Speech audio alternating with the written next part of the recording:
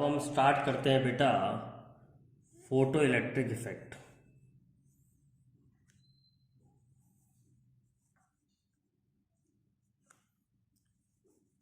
Photo electric effect discover होने से पहले लाइट को वेव माना जाता था। Before this experiment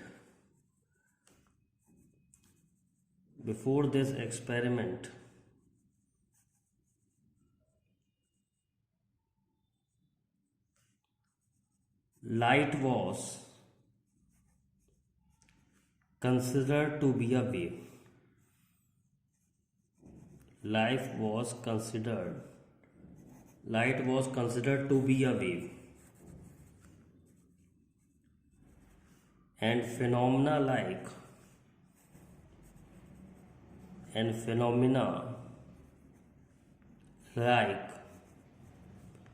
interference, diffraction, and polarization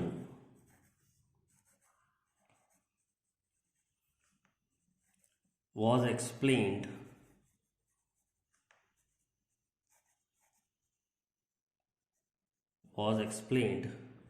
by Huygens theory.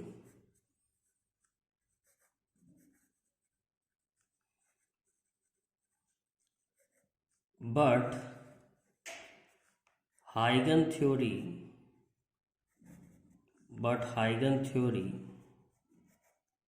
was unable to explain photoelectric effect.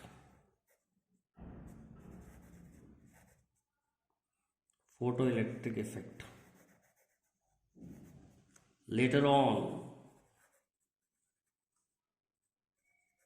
Einstein explained photoelectric effect.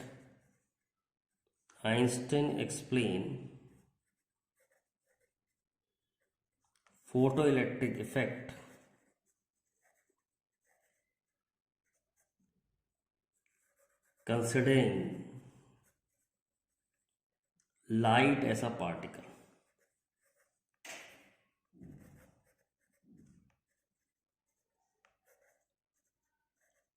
Now, light is assumed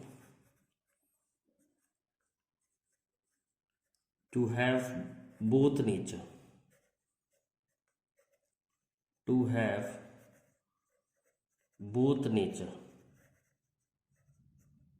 particle as well as wave.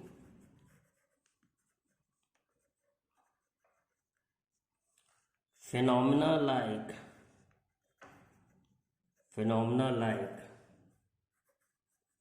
photoelectric effect,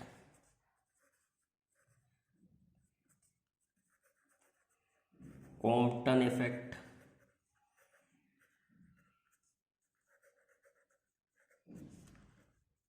black body radiation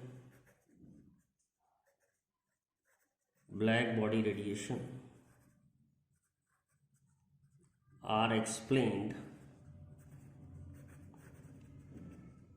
by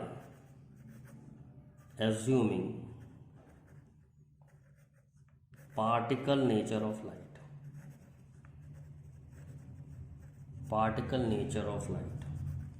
तो ये थी कहानी photo electric effect discover होने से पहले क्या चल रहा था और फोटो इलेक्ट्रिक इफेक्ट डिस्कवर होने के बाद क्या हो जाएगा। तो फोटो इलेक्ट्रिक इफेक्ट जो एक्सपेरिमेंट था it could not be explain by wave nature of light. तो सबसे पहले हम एक्सपेरिमेंट को समझेंगे, फिर ये भी समझेंगे कि वो वेव नेचर ऑफ लाइट से क्यों नहीं समझाया जा रहा था, और फिर लास्ट में ये समझाया जाएगा कि आइंस्टीन ने कैसे समझा दिया फोटो इलेक्ट्रिक इफेक्ट को। आइंस्टीन को इस काम के लिए नोबेल प्राइज भी मिला था। तो सबसे पहले समझते हैं फोटो इलेक्ट्रिक इफेक्ट क्या है। फोटो इलेक्ट्रिक इफेक्ट है क्या?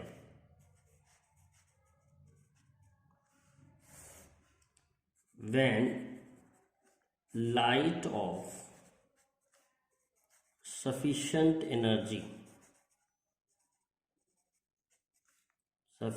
energy is made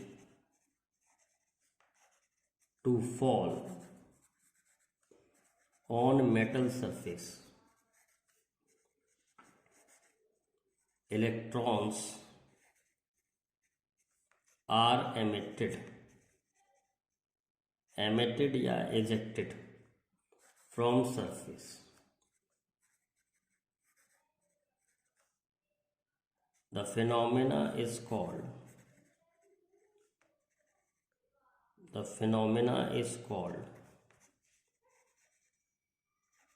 photoelectric effect.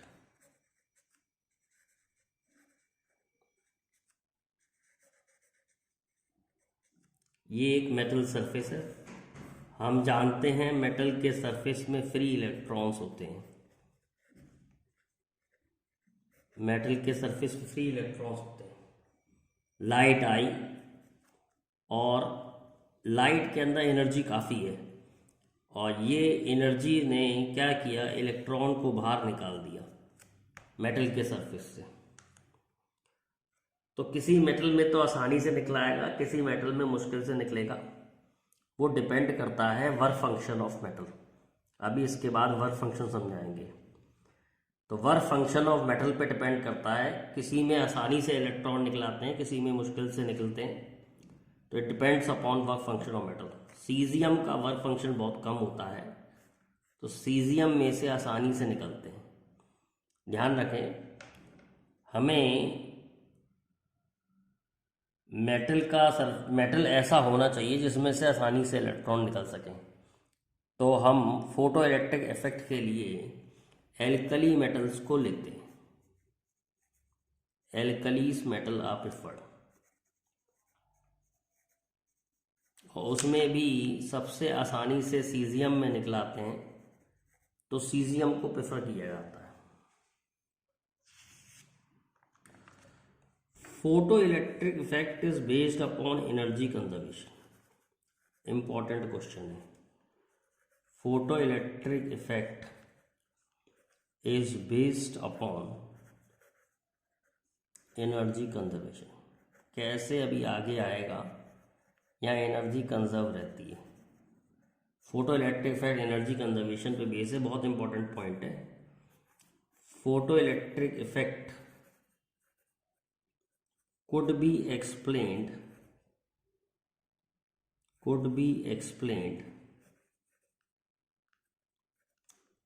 by particle nature of light.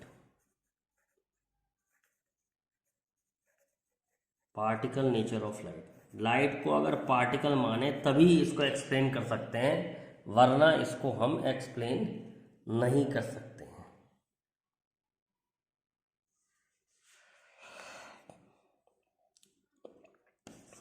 अब समझते हैं वर्क फंक्शन क्या होता है।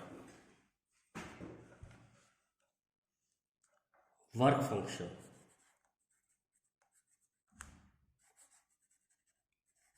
फंक्शन क्या होता है।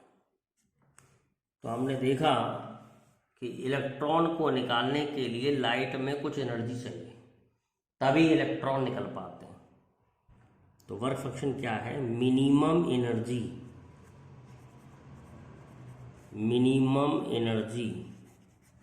required to emit electron from metal surface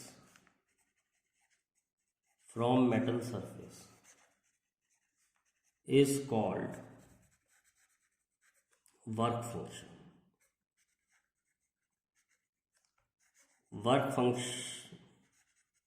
work function को फाई से भी ले सकते हैं और डब्ल्यू से भी ले सकते हैं।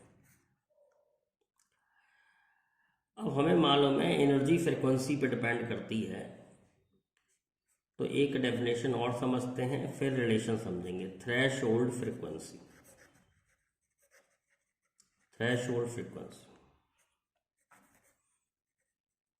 Minimum frequency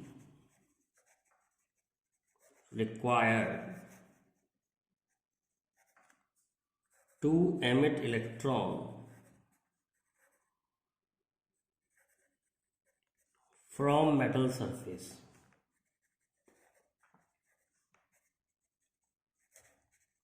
is called threshold frequency.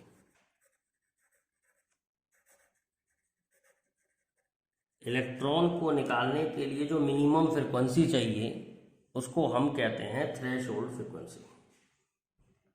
तो वर्क फंक्शन का फार्मूला होता है एच न्यू नॉट। मैंने बताया फाई से भी लिख सकते हैं, डब्ल्यू से भी लिख सकते हैं।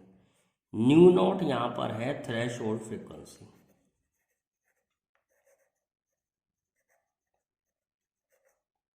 अगर लाइट की फ्रिक्वेंसी थ्रेशोल्ड से ज़्यादा होगी, जो लाइट आप डाल रहे हैं उसकी फ्रिक्वेंसी थ्रेशोल्ड से ज़्यादा होगी, तो electron will be emitted.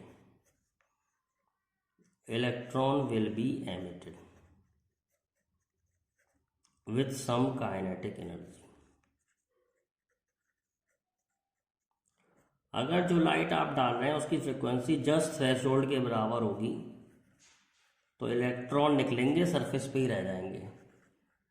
Electron will be emitted with zero kinetic energy.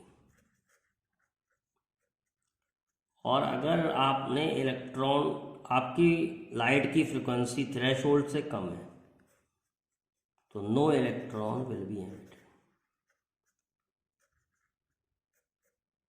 क्योंकि एनर्जी जो है थ्रेशोल्ड से, एनर्जी जो है वर्क फंक्शन से कम होगी तो इलेक्ट्रॉन नहीं निकलते।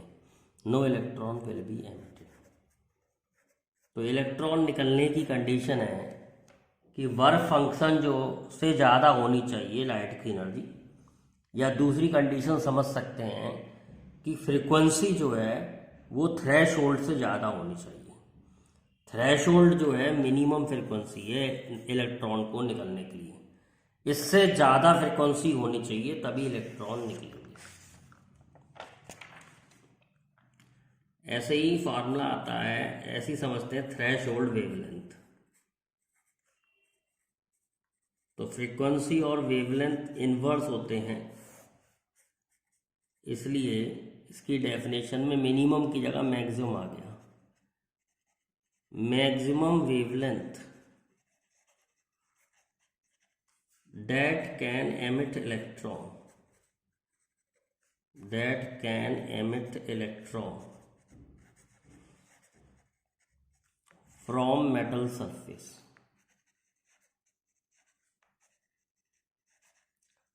is called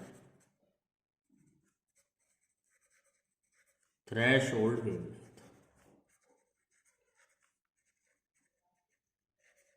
तो थ्रेशोल्ड वेवलेंथ क्या है? Maximum wavelength that can emit electron from metal surface. मगर अगर इसका मतलब ये हो गया कि इससे ज़्यादा वेवलेंथ होगी तो नहीं निकलेंगे इलेक्ट्रॉन, उल्टा है। अगर वेवलेंथ थ्रेशोल्ड से ज़्यादा है तो no electron will be emitted.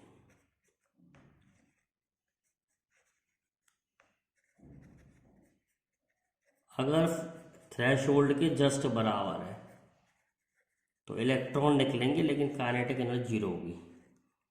Electron with zero kinetic energy.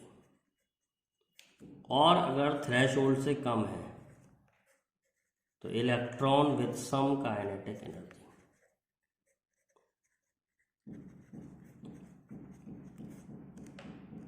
Suppose आपको निकालना है थ्रेशोल्ड वेवलेंथ, तो फॉर्मूला है hc/λ नॉट। h जिसमें प्लैंक कांस्टेंट है, c स्पीड ऑफ लाइट है, और लैम्डा नॉट थ्रेशोल्ड वेवलेंथ है।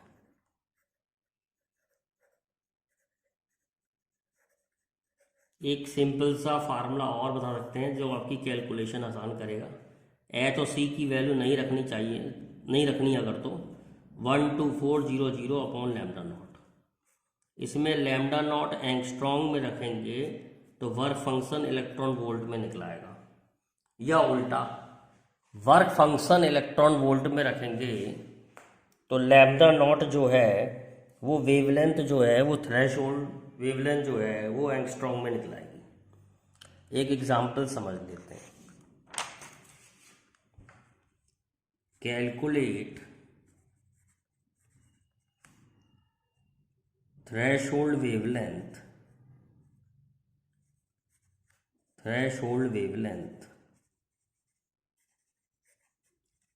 for a metal surface having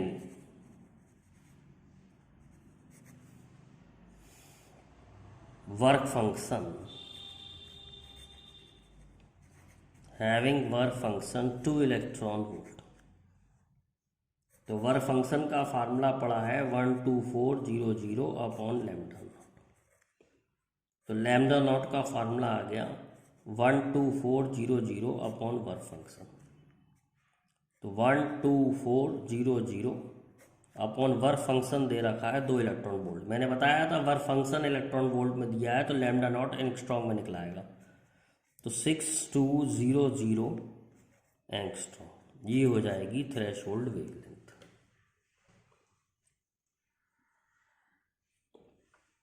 तो इस तरीके से हम सॉल्व कर सकते हैं क्वेश्चन ऑफ थ्रेशोल्ड वेवलेंथ। एक और छोटा सा क्वेश्चन ले लेते हैं। Calculate threshold frequency for a metal having work function 2 electron volt. तो वर्क फंक्शन का फार्मूला होता है एच न्यू नॉट। अब वर्क फंक्शन दे रखा है 2 इलेक्ट्रॉन वोल्ट। इलेक्ट्रॉन वोल्ट को जूल में चेंज कर लो 1.6 10 की पावर -19।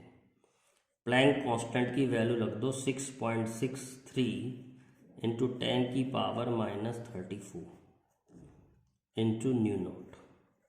न्यू नॉट है थ्रेशोल्ड फ्रीक्वेंसी। ध्यान रखें इलेक्ट्रॉन वोल्ट को जूल में चेंज किया है। 1 इलेक्ट्रॉन वोल्ट होता है 1.6 10 की power -19 joule.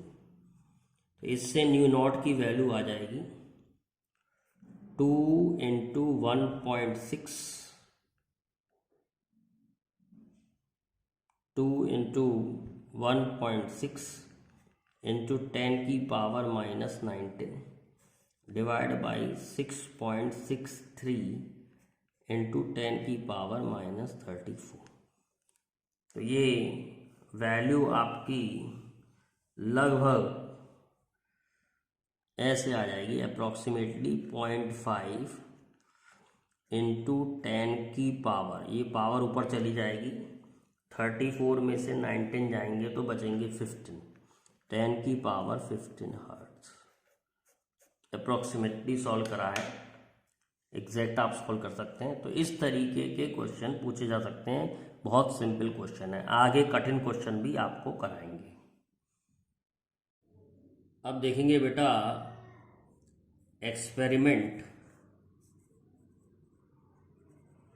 Experiment on photo electric effect.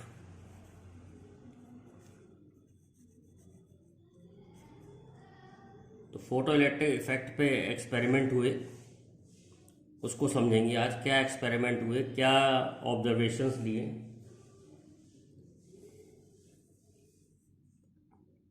तो ये एपरेटस है।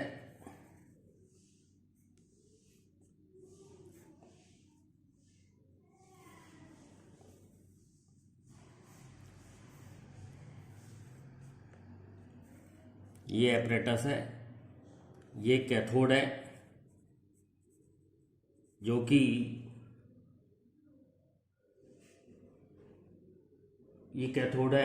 कि लाइट सेंसिटिव मटेरियल से बना हुआ है। कैथोड है, मेटल प्लेट है और इस पे लाइट डाली जा रही है।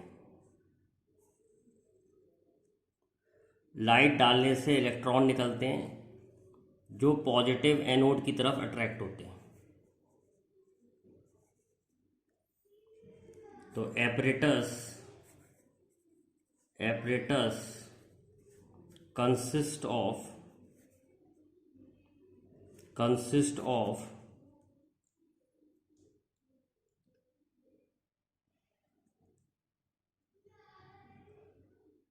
photosensitive plate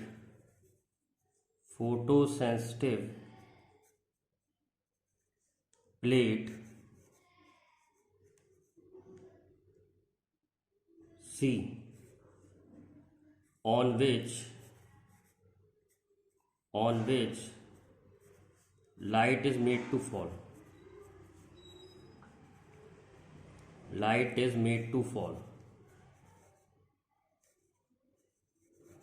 Electrons are emitted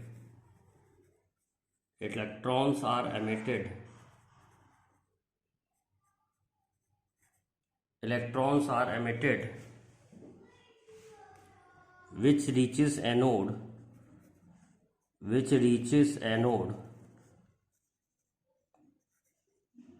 and forms photoelectric current.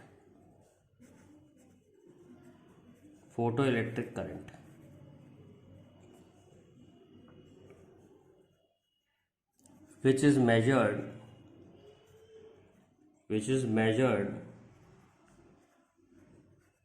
with the help of microammeter.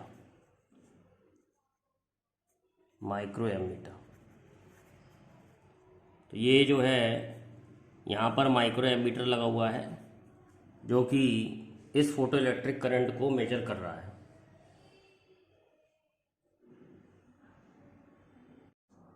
तो हमने देखा कि लाइट आती है कैथोड यानी प्लेट पर पड़ती है, मेटल की प्लेट है, और ऐसा मेटल लिया जाता है जिसका वर्क फंक्शन कम होता है, जिससे आसानी से इलेक्ट्रॉन निकल जाए। तो यहाँ से आसानी से इलेक्ट्रॉन निकलेंगे, ये इलेक्ट्रॉन पॉजिटिव एनोड की तरफ अट्रैक्ट होंगे और फिर इस तार से फ्लो कर जाएंगे, यानी करंट, इलेक्ट्रॉन इधर चलेंगे और करंट इधर फ्लो करेगा। इस करंट को हम क्या कहते हैं? Photo electric current. तो ये जो ट्यूब है ये इवैक्यूएटेड ग्लास ट्यूब है, इवैक्यूएटेड ग्लास ट्यूब। इसमें किया जाता है ये एक्सपेरिमेंट। अब मेनली क्या एक्सपेरिमेंट किया गया, क्या क्या चेंज करा गया वो देखते हैं। तो सबसे पहले देखते हैं लाइट की इंटेंसिटी बदलने पे क्या हो रहा था।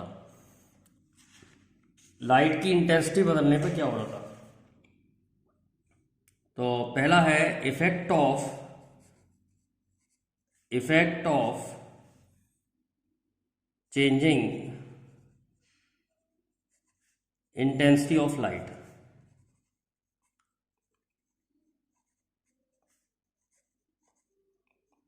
Effect of changing intensity of light, light की इंटेंसिटी बदलने से क्या हो रहा था। तो व्हेन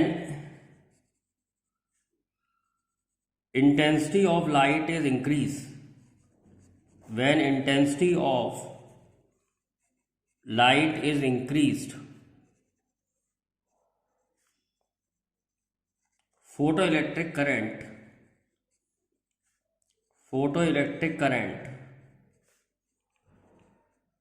increases। अगर लाइट की इंटेंसिटी बढ़ाते हैं तो फोटो इलेक्ट्रिक करंट इंक्रीज हो जाता है। That is number of photoelectrons emitted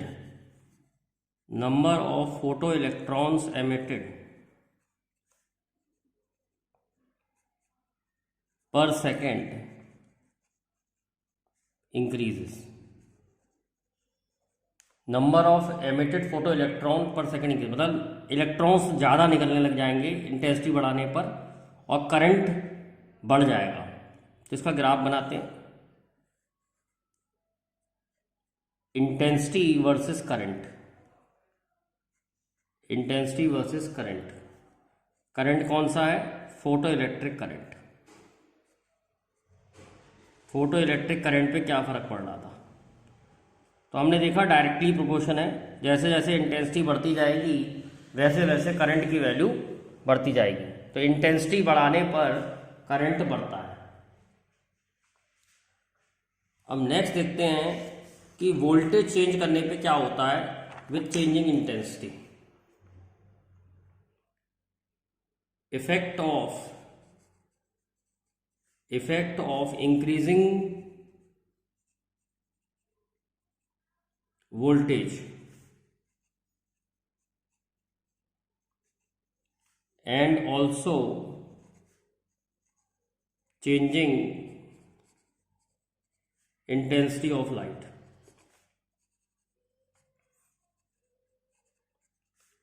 बहुत इम्पॉर्टेंट है ये, इस पे बहुत क्वेश्चन आते हैं, कंपटीशन में भी आते हैं, बोर्ड में भी आते हैं। इसलिए जो ग्राफ मैं बनाऊंगा ये बहुत इंपॉर्टेंट ग्राफ है,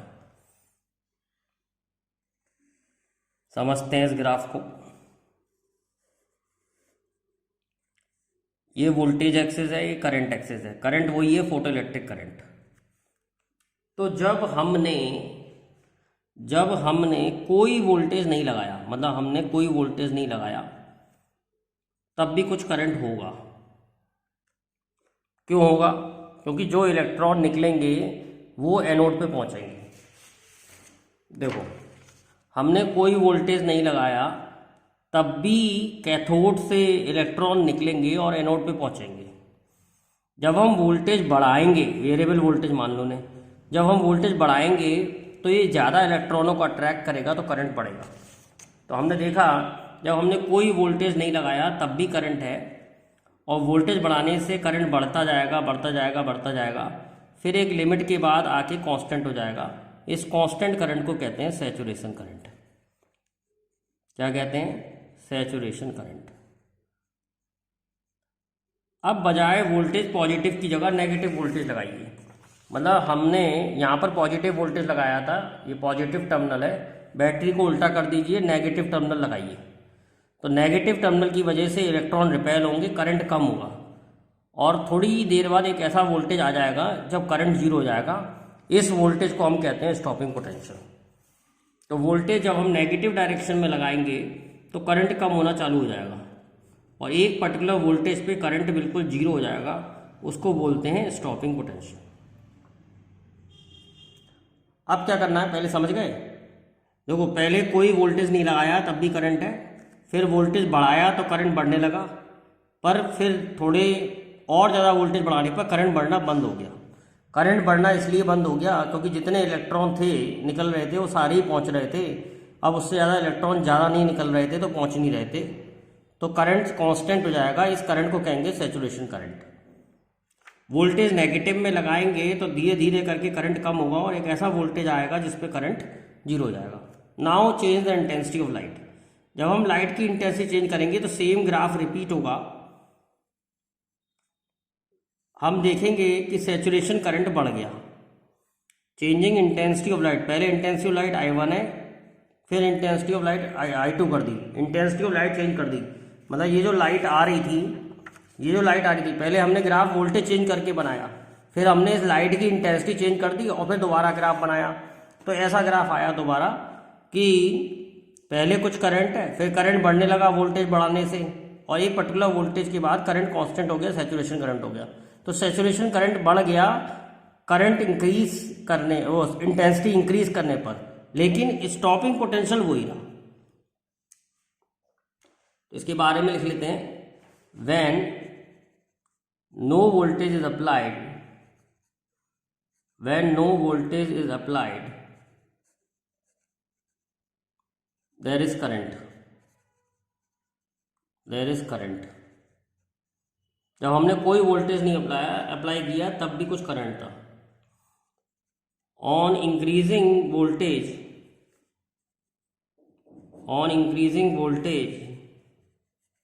current increases. On increasing voltage, current increases, and after particular voltage,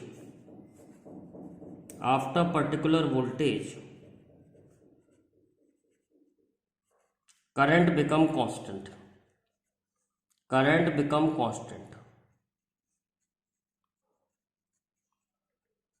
It is called saturation current. It is called saturation current. If voltage is applied,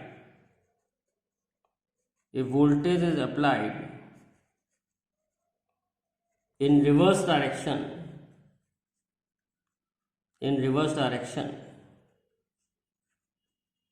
current decreases, and at a particular voltage,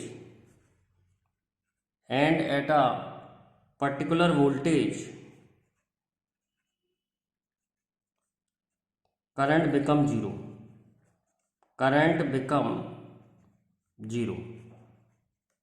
It is called stopping potential.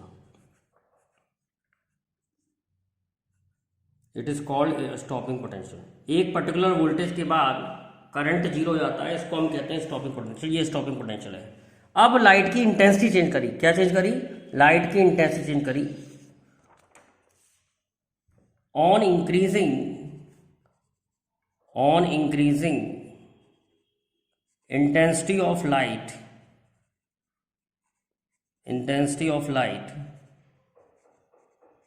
and repeating same experiment,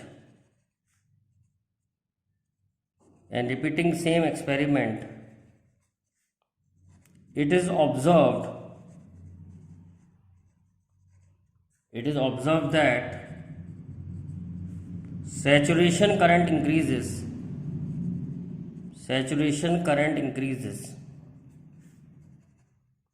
but stopping potential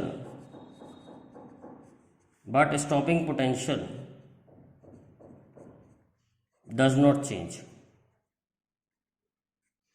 इससे साफ clear हो रहा है कि stopping potential intensity पे depend नहीं करता है। लाइट की इंटेंसिटी पे डिपेंड कौन करता है? Saturation current. अब एक और देखते हैं, एक और एक्सपेरिमेंट हुआ।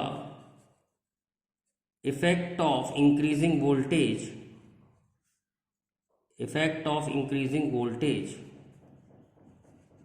With change in frequency. अब की बार इंटेंसिटी की जगह फ्रीक्वेंसी चेंज कर दी, तब क्या ग्राफ ऑब्जर्व होगा? Effect of increasing voltage with change in frequency. अब क्या किया है इन्होंने? सेम एक्सपेरिमेंट रिपीट किया दोबारा से, लेकिन फ्रीक्वेंसी चेंज करी है। तो जब कोई भी वोल्टेज नहीं लगाया था तब भी कुछ करंट था फोटोइलेक्ट्रिक। वोल्टेज बढ़ाने से करंट बढ़ेगा, फिर इसके बाद सैचुरेट हो जाएगा। वोल्टेज नेगेटिव में लगाऊंगा तो करंट कम होगा और जीरो हो जाएगा। इसको कहेंगे स्टॉपिंग पोटेंशियल। अब क्या किया है? लाइट की फ्रीक्वेंसी बढ़ा दी। तो लाइट की फ्रीक्वेंसी बढ़ाने पर इसने देखा कि अब स्टॉपिंग पोटेंशियल चेंज हो गया। पहले से बढ़ गया स्टॉपिंग पोटेंशियल फ्रीक्वेंसी बढ़ाने पर पहले से स्टॉपिंग पोटेंशियल बढ़ गया। फ्रीक्वेंसी बढ़ाने पर स्टॉपिंग पोटेंशियल बढ़ गया। अब देखिए, वोल्टेज इसने पहले कोई वोल्टेज नहीं लगाया, तब भी कुछ करंट था। वोल्टेज बढ़ाया तो करंट बढ़ने लग गया, और एक लिमिट तक पहुंचने के बाद इसके बाद करंट बढ़ना बंद हो गया। तो ये सैचुरेशन करंट है।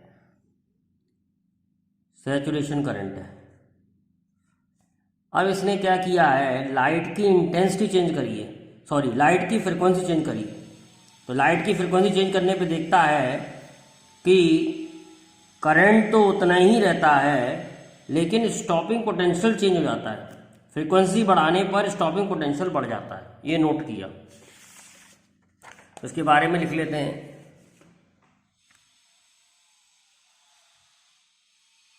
When no voltage is applied, there is current.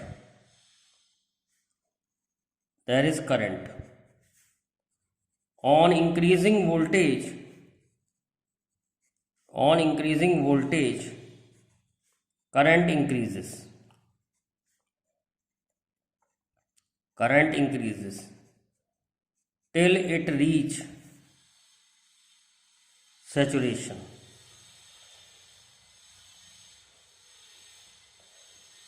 If negative voltage is applied,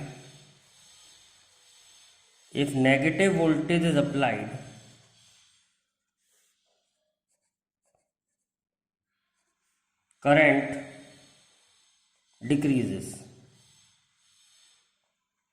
and at a particular voltage, current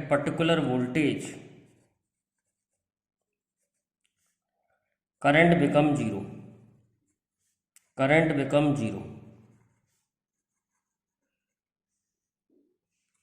This voltage is called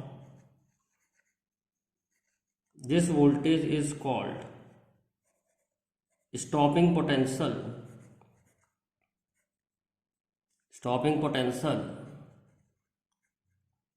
or cut off potential. Now frequency is increased. Light की frequency बढ़ा दी, and same experiment is repeated.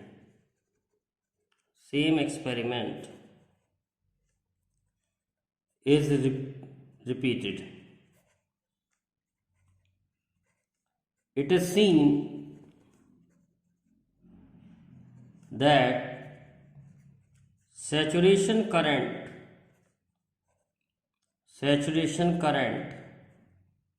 remains same,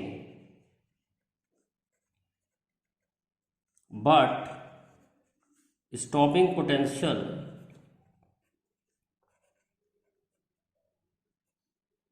is increased.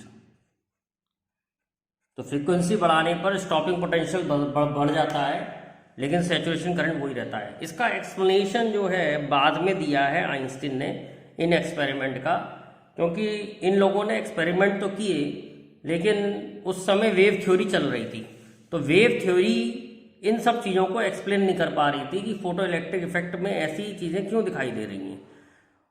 इसीलिए photo electric effect experiment ने wave theory को fail कर दिया। तो वो पढ़ाएंगे, हम आपको बताएंगे कि क्यों नहीं एक्सप्लेन कर पा रही थी, और फिर आइंस्टीन ने कैसे एक्सप्लेन किया फोटो इलेक्ट्रिक इफेक्ट को on the basis of Planck's quantum theory. तो ये सब आइंस्टीन ने एक्सप्लेन किया है बाद में। ये तो केवल ऑब्जर्वेशंस हैं जो इन्होंने देखे हैं, एक्सपेरिमेंट के बाद ऑब्जर्वेशंस। इन एक्सपेरिमेंट के बेसिस पर कुछ लॉज बनाए, उसे हम कहते हैं laws of photo electric effect. Laws of photo electric effect.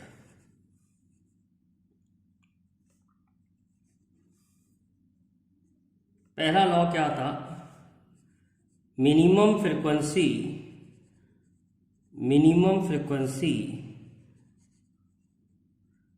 is required to emit electron from metal surface.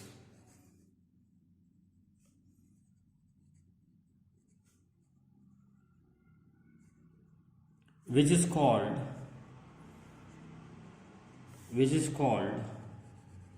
threshold frequency.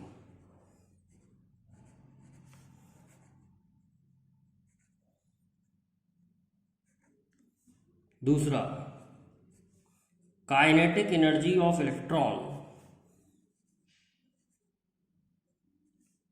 Kinetic energy of electron depends on frequency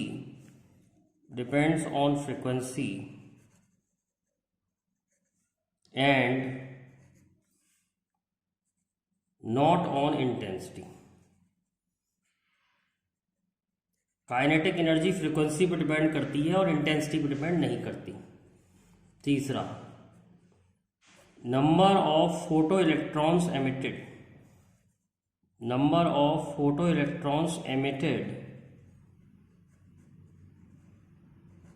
depends upon intensity,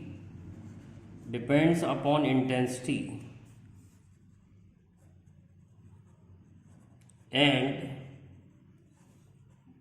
not on frequency.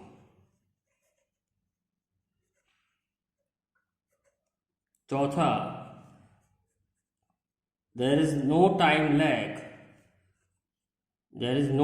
lag between incidence of photon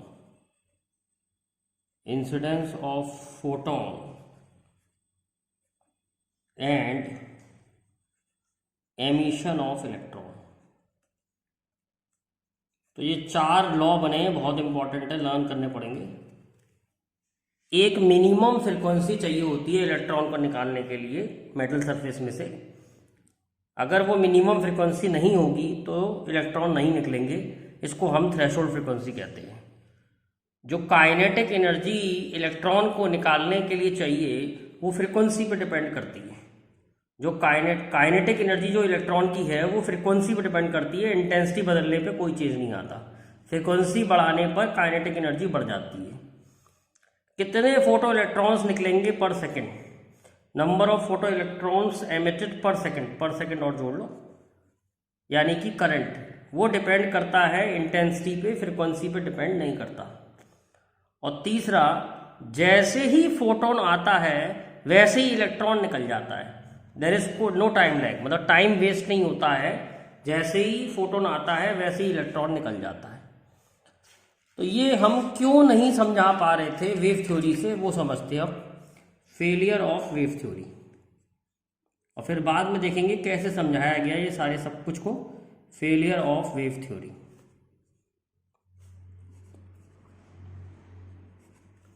failure of wave theory. According to wave theory, energy depend upon intensity. Energy depend on intensity. On increasing intensity,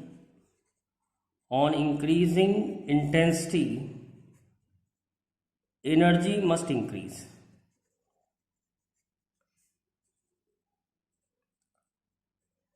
तो कहाँ गलती हो रही थी वो समझते हैं। If on increasing intensity,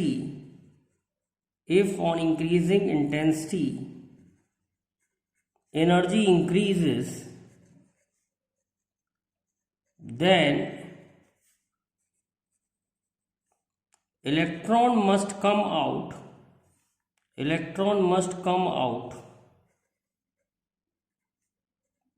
at some intensity.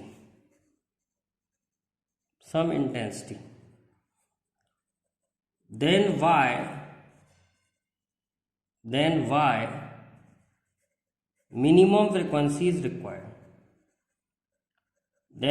minimum frequency is required?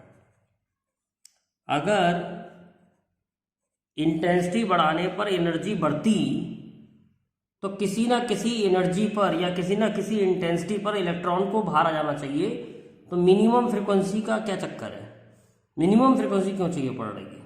इस बात को वेव थ्योरी एक्सप्लेन नहीं कर पा रही थी।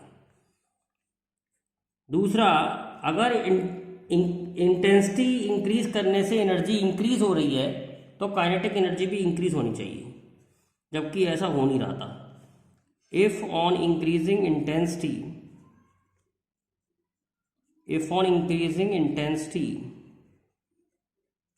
energy increases, then kinetic energy should also increase.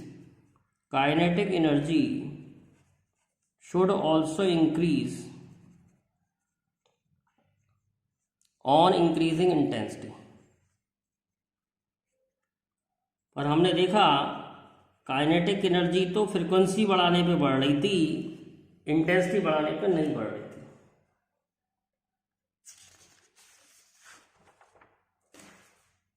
तीसरा, energy is divided According to wave theory,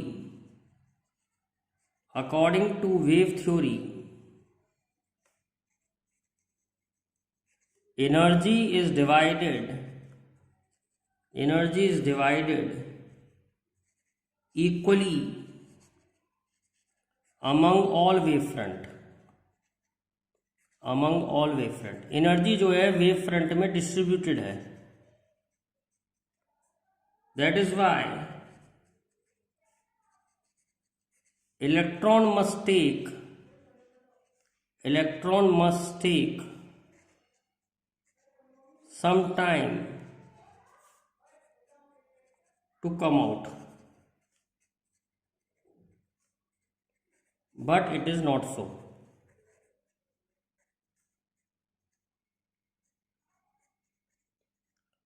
मतलब ये मेटल का सरफेस है, ये लाइट की वेव फ्रंट्स आ रहे हैं, तो जो कहता है एनर्जी वेव फ्रंट में डिस्ट्रीब्यूटेड है, तो धीरे धीरे करके इलेक्ट्रॉन को एनर्जी मिलेगी लाइट से, तो इलेक्ट्रॉन को कुछ समय लगना चाहिए निकलने में, लेकिन ऐसा हो नहीं रहा था.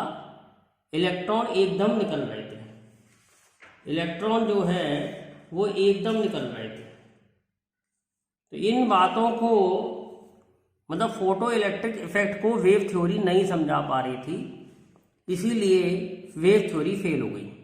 बाद में इसको आइंस्टीन ने समझाया, अब दूसरी थ्योरी से, that is called Planck's quantum theory, उसके बेसिस पे समझाया, तब लोगों को समझ में आया, और फिर दोबारा से लाइट को पार्टिकल नेचर माना गया, वेव नेचर छोड़ के. तो ये एक ऐसा एक्सपेरिमेंट है फोटो इलेक्ट्रिक इफेक्ट जो कि हम वेव थ्योरी से एक्सप्लेन नहीं कर पाते, हमको पार्टिकल थ्योरी से एक्सप्लेन करना पड़ता है. नेक्स्ट वीडियो में उसके बारे में बताऊंगा.